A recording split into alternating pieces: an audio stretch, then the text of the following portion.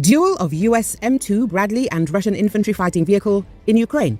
Crew of M2 Bradley infantry fighting vehicle of the 47th Brigade, Magura of Ukraine, destroyed Russian infantry fighting vehicle in the Avdiivka direction.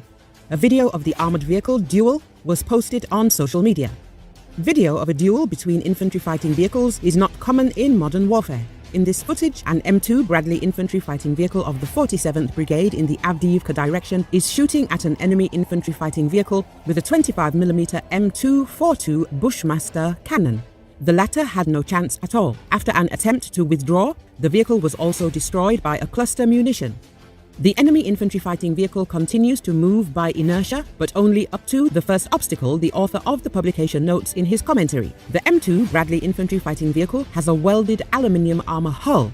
Front arc has a spaced laminated aluminium and steel armor construction. Initial variant M2A0 provided protection against 14.5mm armor-piercing rounds over the front arc. All-round protection was likely to be against 7.62mm to 12.7mm rounds and artillery shell splinters. Eventually, protection level was increased on upgraded models. Upgraded vehicles are also fitted with explosive reactive armor blocks.